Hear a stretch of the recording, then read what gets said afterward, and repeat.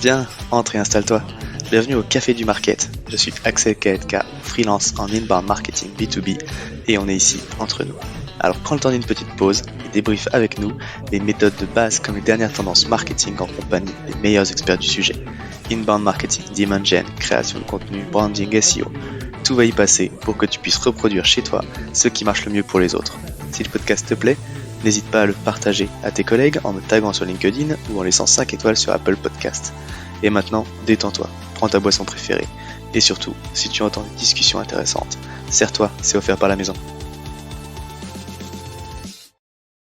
Pour ce podcast, j'ai l'honneur d'être soutenu par ma solution de marketing automation préférée, Sepleady.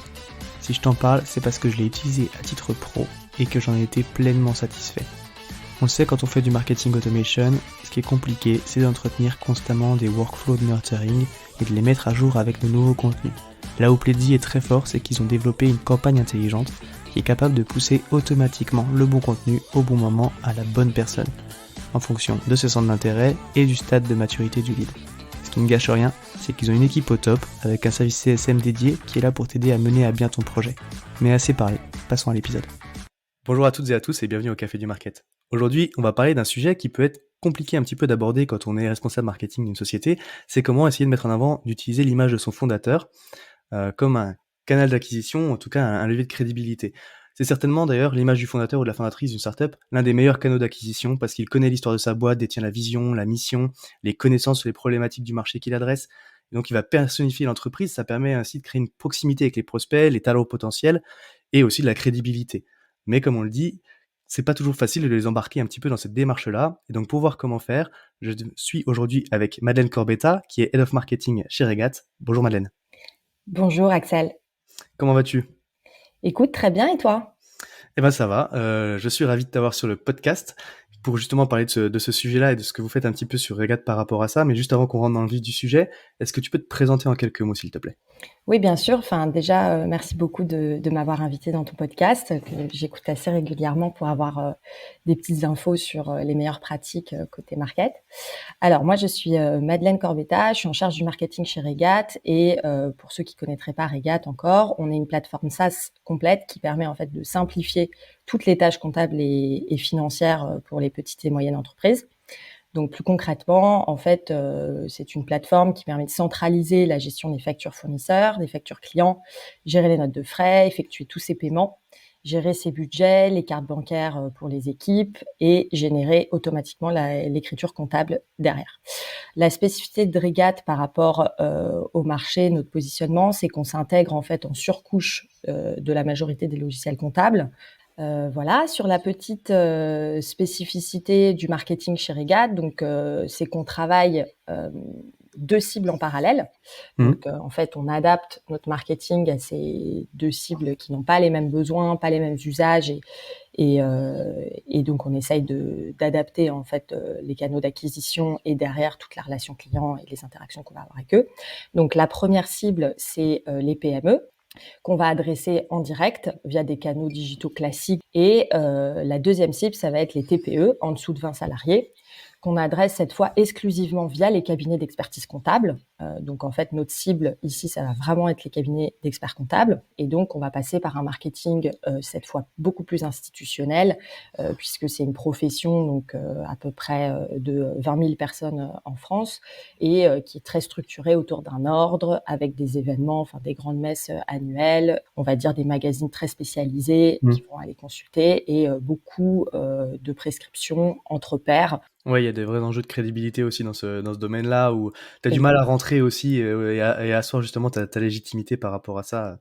On en parlait dans un précédent épisode aussi justement avec Maxime de Penny Lane que tu dois connaître. Mais Ouais. effectivement, c'est la spécificité de ces deux cibles. D'ailleurs, on va en parler un petit peu justement de tes enjeux parce que pour rentrer dans le vif du sujet, donc et quand on préparait l'épisode, tu me disais que vous avez fait le choix de travailler de façon spécifique l'image de la cofondatrice de Regat pour incarner la startup. Pourquoi est-ce que tu as fait ce choix-là ? Pourquoi est-ce que vous avez pris cet angle-là ? Et à quels enjeux ça répond ? Oui, bien sûr. Donc, je pense que ça a tombé, comme tu disais très justement, relativement sous le sens parce que c'est donc une audience, que ce soit les directeurs financiers ou les experts comptables, qui sont vraiment reconnus avant tout pour leur expertise. Et donc, c'était important dès le départ, en fait, qu'on puisse se positionner comme un sachant, alors toujours avec une posture humble. Et c'est très important chez Regat, c'est-à-dire que voilà, on n'est pas expert comptable, évidemment, on va pas leur apprendre leur métier. Regat a été créé en 2019 par Alexis Renard et Laura Pallier, donc qui est l'ancienne équipe dirigeante de Mailjet. À la fin de Mailjet, Alexis et Laura ont décidé de créer leur propre société sur la finance automation, donc un petit peu sur la même logique que Mailjet, sur une plateforme tout intégrée, mais cette fois-ci pour le directeur financier. Et en fait, c'est parti du constat que Alexis en fait était CEO de Mailjet et avait beaucoup de mal à se connecter, à interagir avec son expert comptable et avoir les données en temps réel de ces sociétés. Et Laura était CFO de Mailjet, donc directrice financière de Mailjet, avec un background très financier puisqu'elle a fait ses armes 7 ans chez KPMG sur la partie audit et conseil financier. Donc, dès le départ, en fait, ils ont construit Regat pour répondre à des problématiques métiers qu'ils avaient connues. Et du coup, je pense que ça avait du sens pour eux de mettre en avant justement le fait qu'ils avaient connu ces pains et de pouvoir en parler très largement auprès de notre audience. Et donc, je pense que c'est ça aussi qui nous a amené très rapidement à vouloir mettre en avant l'expertise de Laura, puisque ça correspondait en fait très bien à ce pourquoi ils avaient créé la société. Le deuxième point, je pense que c'est vraiment venu de mon propre parcours. L'historique de mon côté qui a vraiment joué dans le choix de mettre en avant l'expertise des fondateurs, puisque donc moi j'ai un parcours très B2B, pur B2B sur des secteurs à expertise forte. Donc j'ai notamment été dans la santé, dans les télécoms, et j'ai une grosse expérience. Ma première expérience était dans le groupe Vinci, qui est un groupe qui met énormément en avant l'expertise de ces métiers. Et donc, je pense que j'ai aussi un biais qui vient de mes années chez Vinci, où voilà, c'est au cœur de l'image de marque et c'est au cœur de ce que vend le groupe. Ouais, effectivement, tu l'as dit dans ton premier point, et c'est ce que je disais un petit peu en intro. C'est vrai que la plupart des fondations de boîtes, elles partent un petit peu comme ça, où tu as effectivement une problématique qui est identifiée, que tu as vécue au quotidien, et puis tu te dis, bon, bah, en fait, ce serait peut-être bien si on pouvait simplifier ça, et tu te lances, et du coup, tu as cette expertise-là, tu as vécu les problèmes, et en tout cas, de les incarner, de les mettre en avant et de l'expliquer, bah, ça va aussi permettre, du coup, à tes prospects de s'identifier, enfin, ça joue ce jeu-là, quoi, en tout cas, et comme tu l'as très bien dit, c'est des choses qu'ils ont rencontrées tous les deux au quotidien, et donc là, ça répond, ça va forcément parler en tout cas à leur cible au niveau des problématiques, quoi. Ça doit être, enfin c'est un petit peu sportif quand même, non, de les convaincre du coup de se mettre en avant, effectivement, enfin d'utiliser ce levier-là, en tout cas si c'était pas quelque chose qui était à la base de leur propre volonté, quoi. Ouais, alors après, il le faisait déjà entre guillemets, un peu comme Monsieur Jourdain qui fait de la prose sans le savoir. Il le faisait déjà sans le savoir, dans le sens où au départ, c'est eux qui vendaient vraiment la Ouais. solution. Donc Laura, par exemple, elle avait toutes les démonstrations avec les directeurs financiers. Donc à chaque fois, en fait, elle mettait en avant son expertise, évidemment, à chaque fois qu'elle prenait la parole ou qu'elle allait valider un thème pour un article de blog, ça allait toujours en fait transpirer Ouais. dans son feedback le fait qu'elle ait été directrice financière pendant aussi longtemps. Donc il a plus fallu en fait leur montrer comment on pouvait utiliser ça de manière structurée pour en faire un processus de valeur pour la société. Voilà. Et après, les cofondateurs, forcément, ils sont très sensibles aux arguments qui consistent à leur montrer que quelque chose va être efficace pour la société, enfin qu'un levier va être efficace pour la société et que ça va leur permettre d'accroître leur légitimité, la marque, d'améliorer le positionnement, voilà, et sans tricher en fait, parce que l'expertise, elle fait partie d'eux. Carrément. Bah justement, du coup, concrètement, une fois que tu les as embarqués, comment est-ce que ça se traduit du coup dans tes actions marketing au quotidien? De quelle façon est-ce que tu l'impliques? Est-ce que tu les impliques et quel levier tu travailles, quoi? Bien sûr. Donc, on a essayé de faire recours en fait à un maximum de leviers et de varier ces leviers pour montrer l'expertise de Laura sur la partie financière. On a lancé, donc ça a été une des premières idées qu'on a eues, on a lancé un gros cycle de masterclass. Donc, ça a été un projet assez ambitieux qui est toujours en cours. Hein. Aujourd'hui, on essaye de faire une masterclass par mois sur des thématiques donc financière donc là on est plutôt en train d'adresser la cible des directeurs financiers sur cette partie masterclass. On travaille moins la cible expert comptable parce que on n'est pas légitime, n'étant pas expert comptable, on n'est pas légitime pour faire des masterclass et des experts comptables. Donc on va faire d'autres types de webinars, mais moins axés masterclass.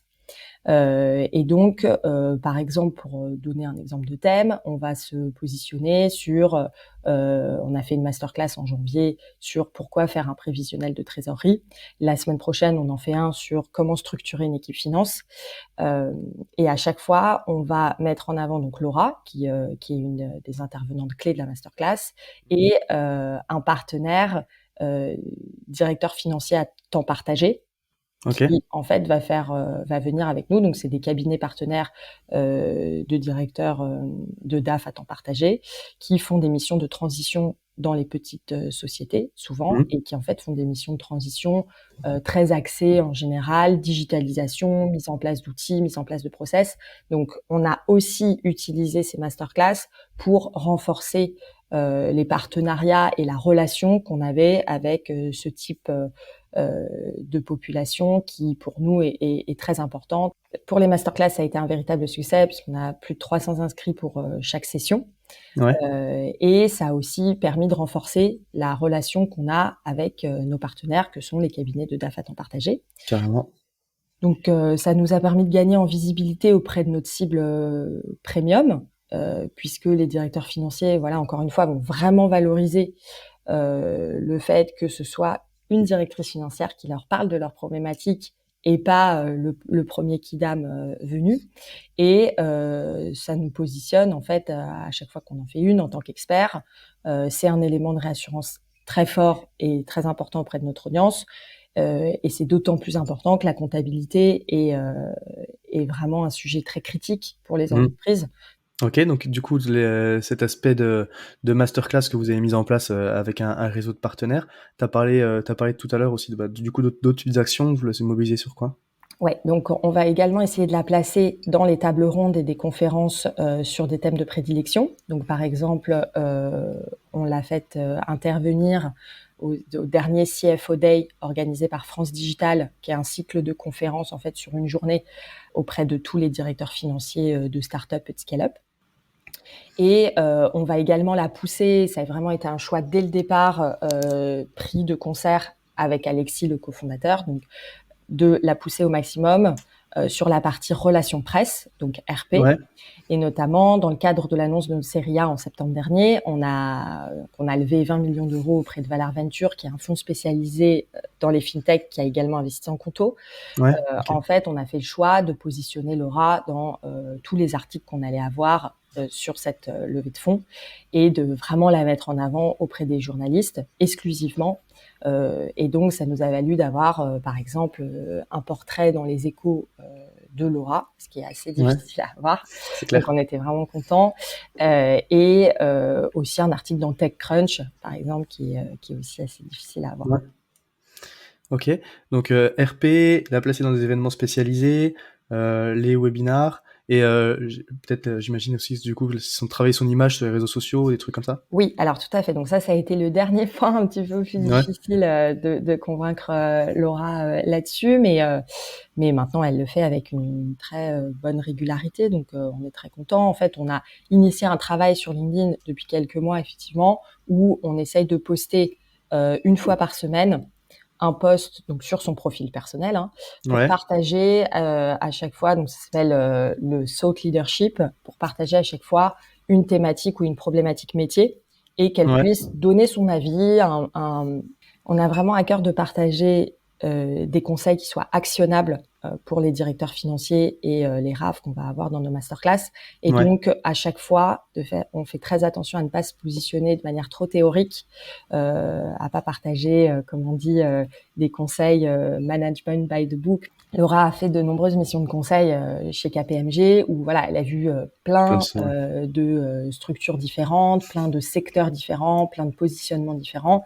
Et donc, à chaque fois, elle va mettre en avant et parler d'exemples concrets, ce qui, je pense, est particulièrement apprécié dans nos masterclass. Pour la petite anecdote, parce que c'est toujours sympa quand on est en marketing, voilà, d'avoir les retours positifs de ce qu'on fait. On a même de plus en plus de gens qui nous demandent si nos masterclass sont payantes. Évidemment, elles ne le sont pas, elles sont gratuites, parce que Ouais. pour nous, c'est une manière de nous positionner et d'accroître la visibilité de notre marque. Mais voilà, j'ai trouvé ça assez rigolo de voir que depuis 2-3 mois, il y a certains prospects ou clients qui nous demandent si nos masterclass sont payantes. Donc, je trouve ça assez agréable parce que ça veut dire que Ouais, il y a de la valeur, quoi. considérer qu'il y avait de la qualité et qu'il y avait Ouais. de la valeur. Carrément, effectivement, c'est plutôt un bon retour sur la qualité du contenu que tu proposes. Et puis, c'est ce que tu disais sur les thématiques, du coup, aussi, c'est que c'est très haut niveau. Donc, tu as des vrais conseils métiers et t'es pas juste dans un truc, dans un webinaire de vente aussi. Ça joue, Non, du coup, sur cette pas du tout. crédibilité-là, quoi. Ouais. Exactement. Alors vraiment, c'est exactement ça. On n'est pas du tout dans un webinaire de vente. Pour te dire, on va voilà, partager éventuellement des screenshots de l'outil sur certains slides. En fait, c'est Ouais. le seul positionnement produit qu'on fait. Laura va forcément évoquer peut-être les impacts qu'il y a eu dans la construction de l'outil, dans la roadmap produit. Par exemple, sur le provisionnel de trésorerie, on va sortir un gros module de trésorerie. Donc, sur le printemps 2023, Laura va l'évoquer, mais c'est en aucun cas Le cœur du truc, quoi. le cœur du sujet. Et voilà, on choisit en amont en fait les thématiques, comme pour les posts LinkedIn, on choisit en amont les thématiques des webinars. C'est toujours Laura qui choisit le sujet, de concert avec les directeurs de DAF à temps partagé, hein, bien sûr. On Ouais. co-construit la masterclass avec eux, mais c'est jamais ni le marketing ni la vente qui pousse un sujet. Parce que ça n'aurait pas de sens et que c'est elle qui connaît le mieux en fait les problématiques qui vont intéresser les directeurs financiers. Ok, ouais, c'est intéressant de voir qu'elle, effectivement, elle est aussi impliquée à ce niveau-là, au final, sur la construction des sujets. Mais comme tu dis, c'est normal parce que c'est elle qui a l'expertise, quoi. Donc, c'est clair. Ok, super intéressant. Bah, écoute, j'allais dire, bah, on est au café. En plus, pour de vrai, enfin, toi la tisane et moi le café, parce que c'est l'heure. On en profite pour parler un petit peu des côtés un petit peu moins roses parce qu'on partage toujours les bonnes pratiques. Mais ben, je le disais, enfin, je le dis, hein, en tout cas, on le dit souvent, mais la vie de marketeur, c'est pas toujours tout rose. C'est quoi tes 3 plus gros challenges du moment à toi, du coup? Ouais, bien sûr. Bah, toujours, enfin, c'est pas toujours tout rose, c'est sûr, et encore plus dans une start-up, je pense. Ouais. Enfin, disons qu'il y a beaucoup de challenges et c'est ça qu'on aime aussi, mais forcément, il faut tenir le rythme et aller avec la croissance de la boîte. Donc, c'est assez intense. Nos 3 challenges du moment, très clairement, donc ça va être pour moi la structuration de l'équipe marketing. Donc, il y a eu une grosse vague de recrutement suite à la levée, ce qui est très logique, hein, et Ouais. on est évidemment très très content que ça se passe comme ça. On a des très bons résultats commerciaux, donc voilà, ça fait toujours plaisir de voir que La le dynamique est produit, bonne, ouais. ouais, la dynamique est bonne et le produit rencontre vraiment son audience sur le marché. Donc, il y a un product market fit chez Regat qui est assez clair. Voilà, il faut bien sûr l'améliorer. Il faut bien sûr encore poser de nombreuses briques dans la partie structuration, par exemple, du support, de l'onboarding, de la relation client. Je viendrai après. Mais on sent qu'il y a une très bonne dynamique. Donc, premier challenge pour moi, la structuration de l'équipe marketing.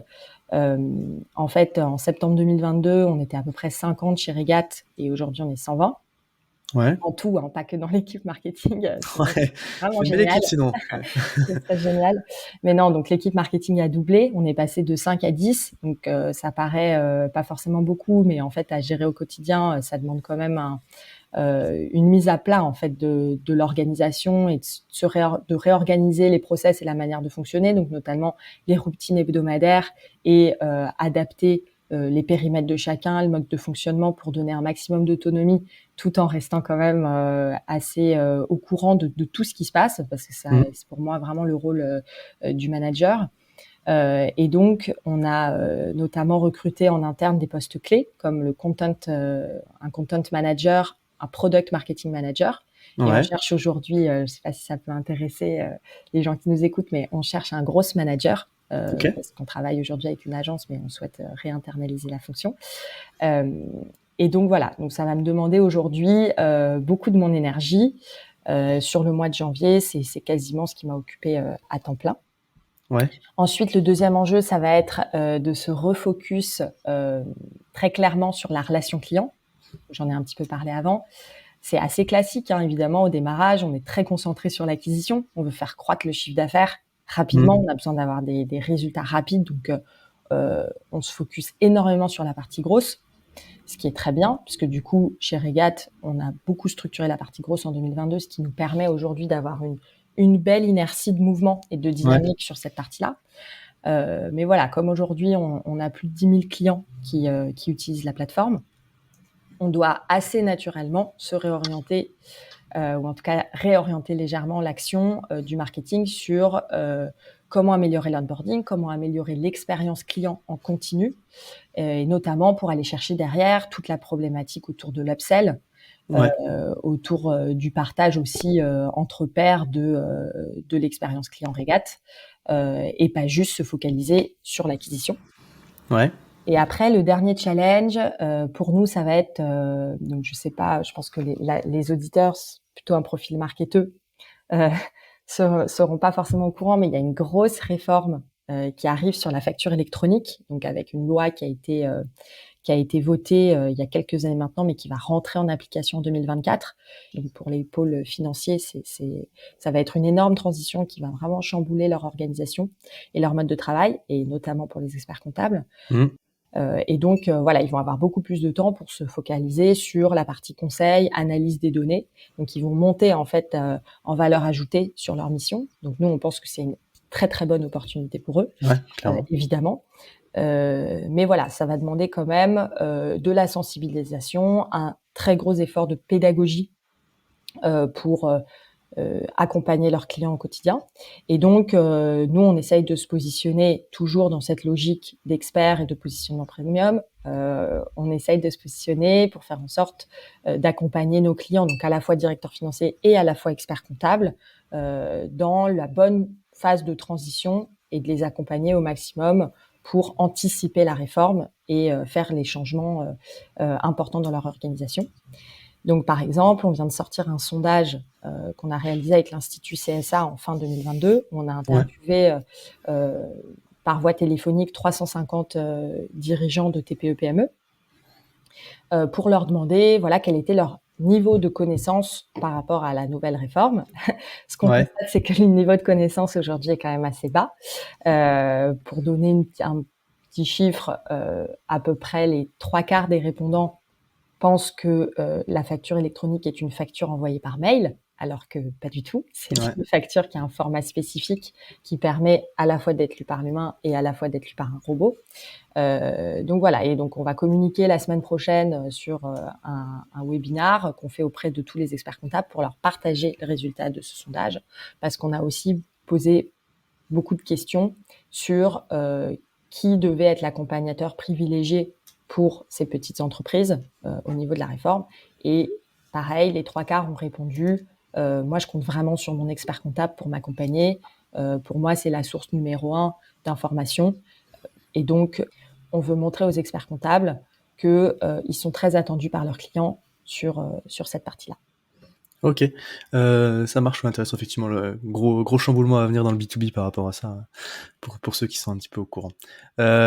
Si on devait du coup résumer notre échange, quel conseil tu donnerais à un marketeur du coup qui veut motiver un de ses fondateurs pour se lancer justement dans cette démarche? Ouais, alors mon conseil, je l'ai un petit peu évoqué avant, mais c'est vraiment important de bien respecter la personnalité des fondateurs quand on veut se lancer dans cette démarche. Quand je dis respecter, ça veut dire il faut que la démarche soit authentique. Sinon, ça ne sera pas crédible dans le temps. Comme très souvent dans les enjeux de branding, il ne s'agit pas de construire une image sur un fondateur qui part de rien, entre guillemets, c'est-à-dire il ne s'agit pas de construire une image à partir de rien, mais il faut toujours faire levier et mettre en avant des caractéristiques réelles qui sont présentes dans la personnalité du fondateur, pour que le fondateur en fait puisse être lui-même tout au long du processus.